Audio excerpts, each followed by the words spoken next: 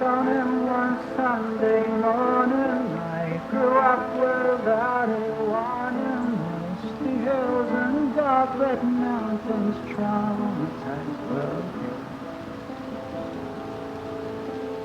Lonely boat on cold still water, locked in tower, only daughter, lock the doors that want to open, a pool of tears remain. Walking in the shadows, landscape from the things I want to escape, knowing full and well I'll stay connected with my health. Stillness over the water, the traumatized heavy waters. I used to be so young and free, but now I'm bound by the bonds that be. I know what I should do, and I've known it for a long time, and I've only gotta do it. Brain is formed by choices before standing by the water. Seashore set the sails lower, the bridge, the princess still is sleeping. Serene unearthly winds are blowing, stones and dirt and clear eyes throwing. Clarity has vanished like some last breath on earth. Breathe my name. Breathe my name. It has been said it's just a phase, like a rare smile on my face. I know what I could be, and I do. Struggle with destiny, and I get through. No wonder I feel blue.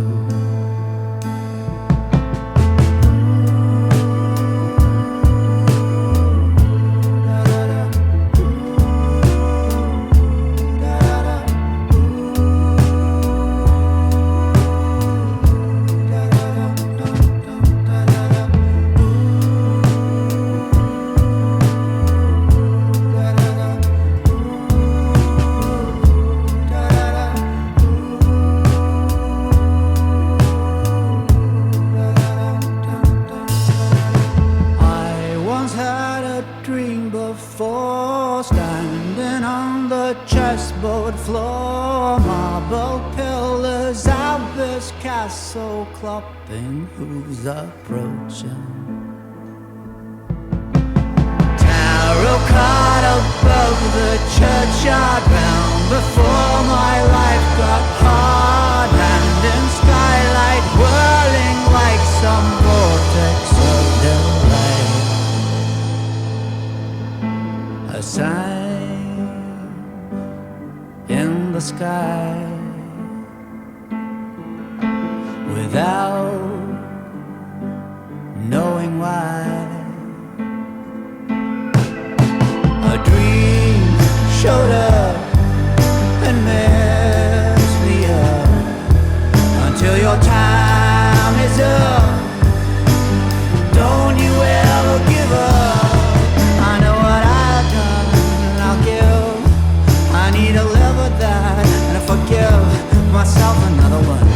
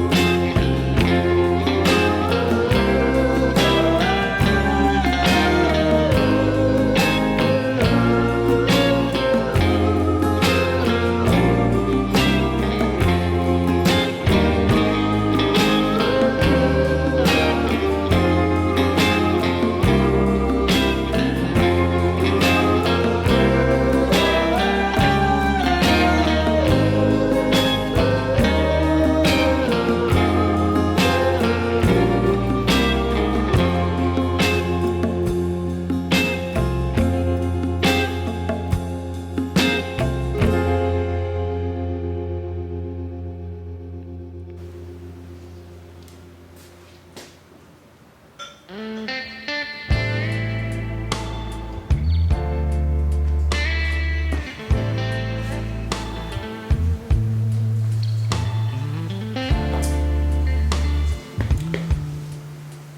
back. I should say, welcome me back. It's been a while since I've uploaded a video.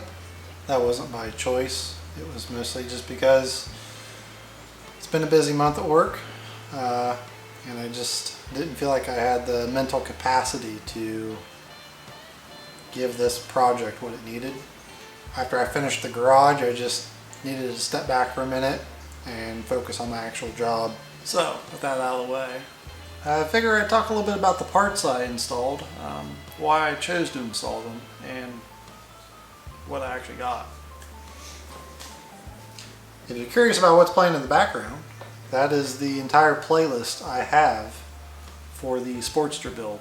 If you're curious about checking that out, I'll post a link to the playlist down below. If you guys are curious about anything I've ever done to this bike, it's in that playlist. If you have any additional questions, I'll try to answer them as well. I'm not trying to keep anything a secret. I think these are great bikes to build, and the more the merrier. Alright, right off the bat, I guess you're wondering, how did I get this lift? I bought new dampers. These are basically rods in the front of the suspension that work with the springs that determine your ride height. That's the best way I can explain it. It's probably wrong.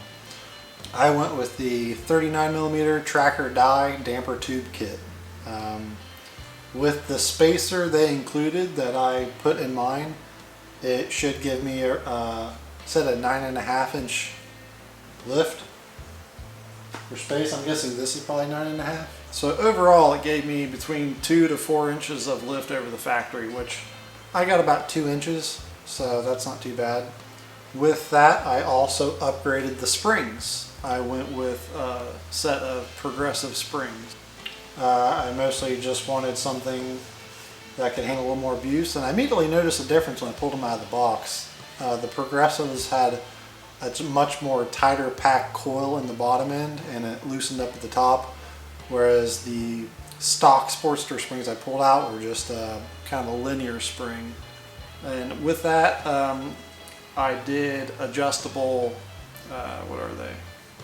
I did the Speed Merchant preload adjusters. That way they actually give me somewhere around like half an inch to an inch of preload, I think, just for adjustability, just something. They weren't too much more money, and just having that a little bit of adjustment might play out in the long run if I need it just to be a little bit stiffer. I'll never know. Or if I want to dial it all the way out and I don't need it to be stiffer, I want it softer. It's nice to have that slight adjustability. It's nothing as fancy as, you know, what's on actual dirt bikes, but it's something for this archaic technology. Yeah, I did this whole front end for just a little over $300. So I'm excited to put it to use. I don't even know how it acts right now. I started this on New Year's Eve, actually. It is now currently New Year's Day, and it is raining ridiculously heavy right now in Ohio. I think we're getting like an inch of rain today. And Ohio's about to head into winter, so we'll see. I immediately could tell it was taller when I put it down, because I about dropped it, I thought. But I realized the bike is just leaning that much more now. The kickstand I installed an extended kickstand, and it seems to be doing its job. It's still sitting flat, but it just kind of caught me off guard. I have a box of parts left. A few more things I picked up.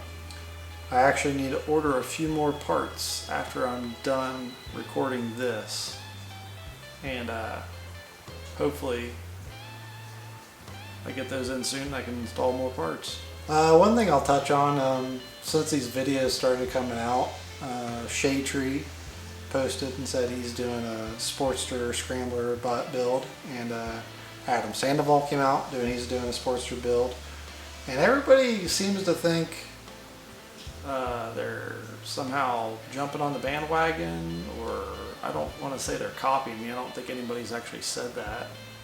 But kind of want people to realize, like, I didn't start this either. Like, we're all just copying somebody else. I'm not taking credit for any of this. These are literally off-the-shelf parts that anyone can buy and install. Personally, I think it's great. I'm happy to see other people finally embracing Sportster Scramblers again. I mean, I even have a sticker on my bike that says, "Make Sportster Scramblers again."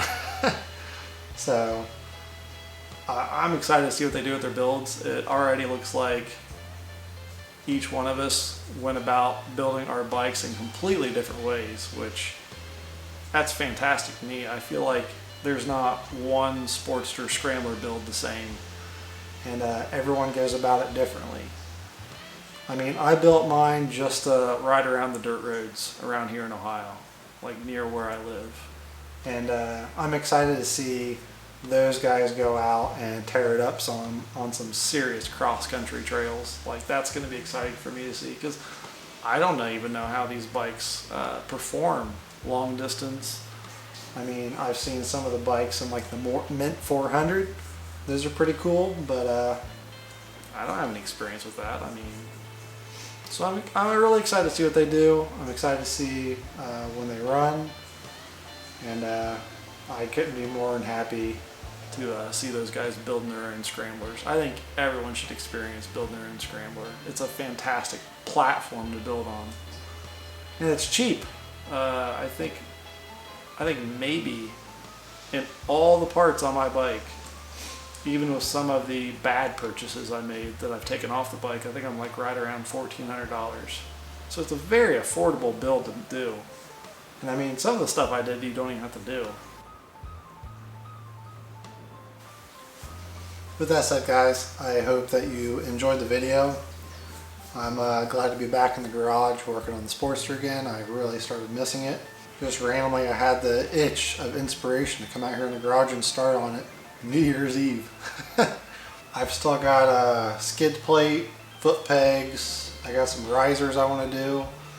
I'm still looking at possibly a sprocket cover, and I'm not sure what else, you know. Not to mention, I still got to get back into learning how to weld. There's a few parts I want to make for the Sportster, and in order to do that, I got to pick up some skills.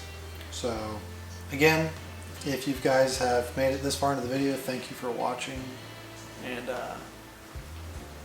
I'll see you next time.